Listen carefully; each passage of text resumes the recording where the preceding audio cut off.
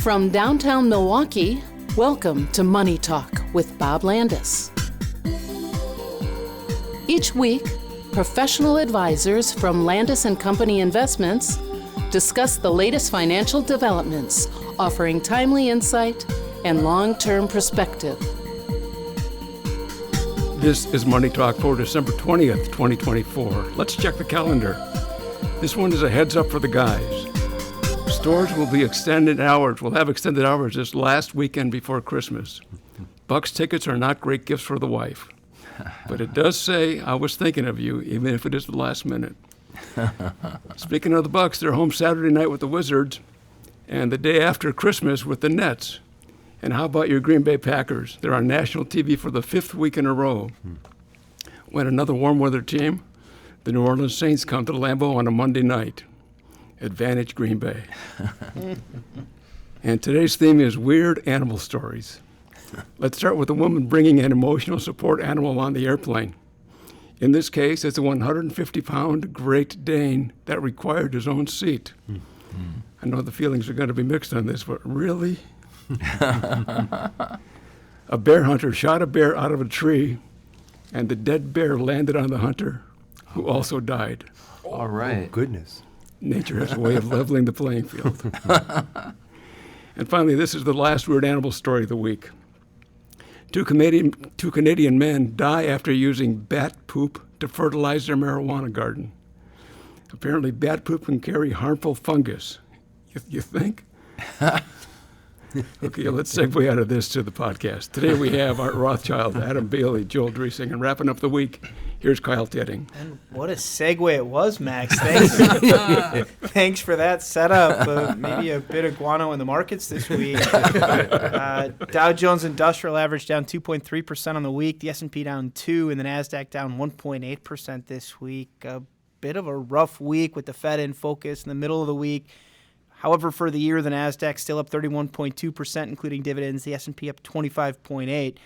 And the Dow Jones Industrial Average still a pretty robust 15.6%, despite, Art, the fact that Wednesday marked the 10th consecutive down day for the Dow Jones Industrial Average. We tend not to look at the Dow as maybe the bellwether for the markets more broadly, but it is interesting that it was the longest losing streak going back to the 1970s for the Dow.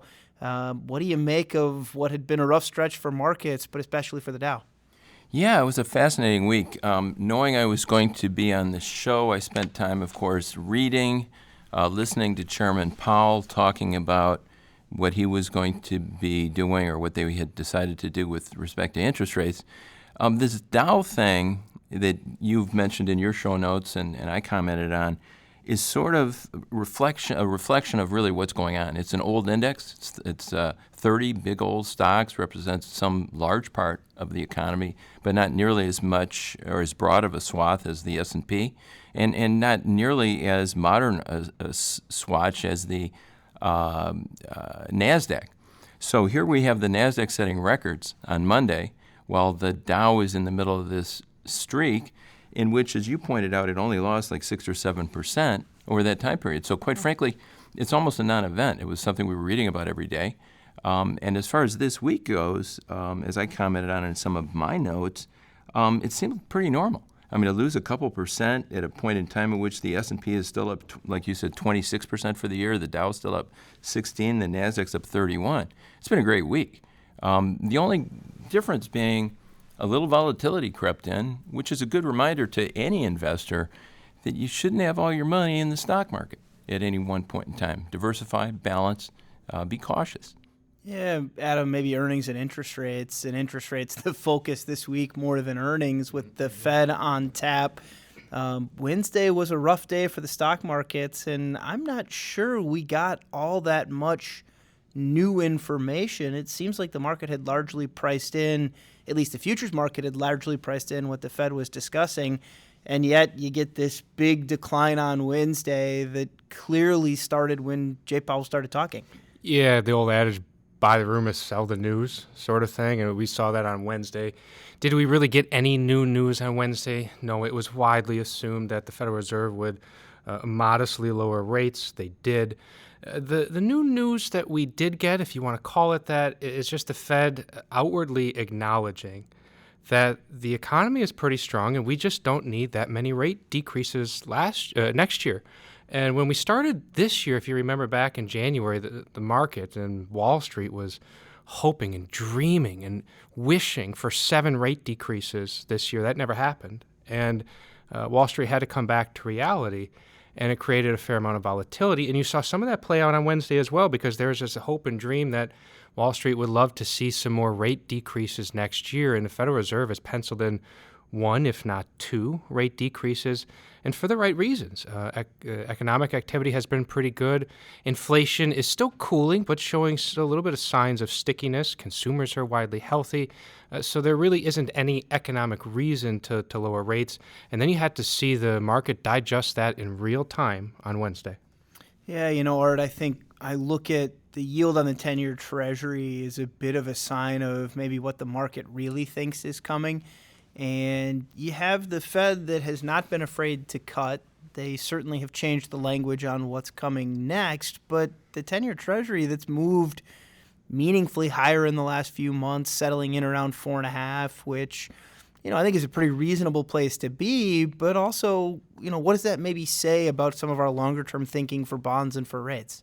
Yeah, we always are cautious in our bond selections. We always watch what's called duration, which is the measure of interest rate sensitivity of bonds. And so I think what the market's telling us is there's more uncertainty vis-a-vis what's going to happen next year. Inflation could be higher. Powell was asked about, whether he thought they should raise their target, above the 2% level. And they're not saying they're going to yet, but they may have to. Inflation could creep in. It may be appropriate to have higher rates. But yeah, I'd be very cautious about speculating with respect to where the yield on the 10-year is going to go. There's serious questions as to whether it's going to go much lower from here, and it could actually go higher. So that's a concern for long-term investors. As an investor, I got to say I appreciate seeing a higher yield on the 10-year Treasury, because I remember the last, 14 years where interest rates have been so low for so long. And the complaint was, gosh, I'm just not getting paid much on bonds. And now the 10-year Treasury being a lot higher, bonds are offering more competition to stocks. Not just bonds, but cash as well. Even short-term instruments are offering some compelling and competing yields to stocks. And as interest rates are a little bit higher, you can get a little bit more out of your bond funds. And I wish off the top of my head I could remember who did the study. There's a few of them, but you could connect what the current yield is on the 10-year Treasury. And that's a good indicator of what you can expect in returns over the next 5 or 10 years. And getting 4.5-5% yield on your bonds, that's a pretty compelling yield these days. Yeah, one of the big ones out there from the bond giant PIMCO that put together a study on that 10-year Treasury rate and what the expected return then would be for bonds going forward. I think, the challenge is you have some investors that saw rate cuts and assumed that meant that, well, the easy money's here for bonds and all we've got to do is ride out this wave of Fed cuts. The challenge is the Fed only controls those really short-term rates. And if we're looking at the rest of the yield curve, the 5-year, the 10-year Treasury, actually maybe responding a little in the other direction, well, that was maybe something we could have foreseen given the inversion in the yield curve, given that you weren't getting paid to take that longer-term approach to bonds. To me, it's a happy sign. As you point out, Adam, it means, well, these rates are here for a while longer. Yeah, I'm not getting the easy money of falling rates. A reminder to investors that when interest rates fall, bond prices on existing bonds tend to go up. Yeah, the easy money's not there, but I'd rather get 4.5% for the next 10 years than 8% now and then 2% for the next 9. It's a far better place to be for investors overall when you have competition for stocks, because I think it pushes some of the money that wasn't supposed to be in stocks in the first place out of the stock market. And so as I kind of think through how do we build portfolios going forward, I think it just means that bonds have more opportunity for longer rather than the easy trade, the quick trade that is falling rates. Joel, a ton of economic news this week. Plenty, I think, that will catch investors' eyes, but, one that I think we pay a lot of attention to is consumer sentiment numbers. and some signs that maybe we've seen some continued improvements there, if not great numbers, still better than they were. Yeah, so the University of Michigan has this long-standing survey of consumers, and they basically say that sentiment is now midway back to where it was before the pandemic, which I'm more or less using these days as what's normal. A lot of the indicators I look at, I just sort of compare it to February of 2020 before COVID hit and just sort of say that's the way things were. And the economy was pretty strong back then. We had, good wind in our sails at that point. But the consumer sentiment numbers from the University of Michigan today showed that we're midway between that point in February of 2020 and the lowest point ever for their index, which was in mid-2022. And remember, that's around the time when the Fed started raising rates to say we have to control the economy better. And that's when a lot of things started happening that people were like, oh my gosh, what's going on? We tend to look at those consumer sentiment and survey numbers as leading the economy, given how much of our economy is driven by consumer spending. You care how consumers feel because it tells you what they're going to do with their pocketbooks. We got another number from the survey of leading economic indicators that I think is another kind of broad strokes. How do we feel about the economy going forward? Right, and they take a number of mostly institutional numbers every month, and they say they've got a formula that they plug into, and they say this is what's going to be happening with the economy. And they've found that in the last 6 months of numbers that the economy is less weak than it was in the 6 months before that. So they're seeing a strengthening there. Remember, a year ago, they were predicting recession. They were still saying, we're bound and determined to be in a recession, and they called that off. And now they're saying that they expect pretty good growth for the GDP for the economy for 2024 of 2.7%. And also for 2025, they're saying 2%, which is not bad. It's certainly not recession. Well, 2 is a smaller number than 2.7, but it's not decline. And we also had a number this week on GDP. The federal government takes a look at all of the numbers within that. That's the biggest measure of the economy. And they do 3 readings of those numbers, and they get more information in as time goes on. And this third reading that they got, they determined that it's actually growing, the economy's growing faster than they saw the other 2 times, and it surprised analysts. We were growing in the third quarter at an annual rate of 3.1%, and part of that was because consumers are spending more money. Getting back to the sentiment numbers, the consumers are feeling better because the job market is pretty good. Inflation is, although Adam pointed out, it's sticky, but it's cooling. It's heading down, and so consumers are feeling good about buying things. And we also saw that in the retail numbers this week. It showed that consumers are going to stores and spending money. It's a pretty broad, 8 of 13 categories where they were spending more money. So that's good. Yeah, to tie all this together, you look at what was a deluge of economic data this week. We had a lot, and it's a pretty good picture. It's a little bit of a mixed bag, but most of this is pretty good news, better than we anticipated, and it paints a continued picture of a stable and steady, if not solid, economy. And of course, the housing picture has been maybe the one piece that was a big kind of sticking point for inflation. You'd like to see some more creation of new homes. The housing starts number maybe not as great as we otherwise would have hoped, but more broadly, it does seem like the housing market's moving, if not as fast as maybe it was going back a few years. Right, and even the bigger number on housing this week was from the National Association of Realtors, which found that the rate of home sales was the highest it's been since March, but it's still on pace to be the lowest year since 1995. So the housing market is still weak and still has a little trouble. So we also had numbers on industrial production, and that's weak too, except for the auto industry. there's been more sales. We saw that in the retail numbers too, that car dealers are doing well and that automakers are doing well. Some of that could be a hangover. There were some strikes earlier this year, and so there were some hitches in the supply chain there. But we're also seeing that in the consumer sentiment numbers today, getting back to that a lot of consumers are saying, I want to buy big things now because I think the prices in those things might be going up, and I want to get them now while they're cheaper. I think the one that maybe has gotten lost in the shuffle this week is the government shutdown or the potential government shutdown. We tend not to focus too much on some of those big picture political items because, at least historically, those things tend to work themselves out. I think given where we stand right now with the negotiations, with bills from both sides of the aisle getting shut down, it's some dicier times to be talking about it. But of course, I think, it's probably on the minds of a lot of investors of, well, what does this mean for our investments?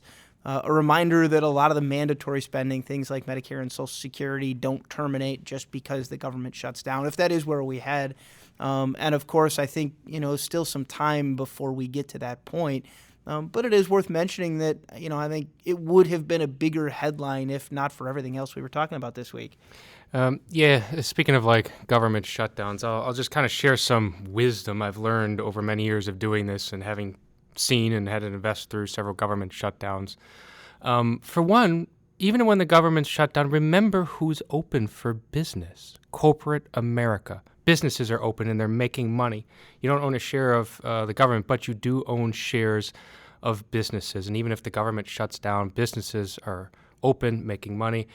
And on top of that, government shutdowns, they tend to be very short-lived. And if we do get any volatility, it tends to be a very good buying opportunity. But it can be significant. I still remember the fourth quarter, I think, of 2018, we did have a shutdown that I think Trump engineered or failed to stop. And the market dropped, I think, 15% maybe in the fourth quarter. We ended up down 5% for the year. Don't have any of the exact statistics. So I think that was, quite frankly, a bigger thing this week, even than Powell saying what should have been that he was expected to say. And I think the reminder is, in the coming year, we may have to watch out for more volatility because there could be more shocks to the system. So don't overdo your allocation to the stock market. We've had a good couple of years. Feel free to move money to higher ground. And furthermore, as an old guy here, I love cash. And the fact that the Fed is going to slow the rate of decline of short-term interest rates means I'm just going to make more money on my cash, which I keep for safety and stability. Yeah, I think it's the reminder of balance always, right? That anything can happen at any given time, and we can pontificate and prognosticate and any other P word you want to throw out there on what's going to happen, what is happening. And at the end of the day, we are still at the mercy of what the federal government decides, what investors broadly decide, and sometimes geopolitically what's going on. And so that allocation to cash, if you had a great year, well, maybe now's a good time to boost that allocation a little bit. Take the money you're going to need next year. We're just wrapping up 2024 required distributions on IRAs. Well, come January 2nd, you're going to have a pretty good idea what that balance looks like for required distribution next year. Let's have a conversation about setting that aside while things are still good. Not that they're going to get bad. They might even get better, but we've got a known quantity, and I think a really good opportunity to kind of take advantage of that. Well, our last podcast before Christmas. Merry Christmas to everyone. Happy holidays. We hope you tune in next week as we put a little bit of a cap on the end of the year and look ahead to 2025. With that, we enjoy doing the program. We'll talk to you next week. Thank you for listening to Money Talk with Bob Landis. If you have a financial question you want answered on next week's show, email it to moneytalk@landis.com. To keep informed throughout the week, visit our Money Talk page at landis.com.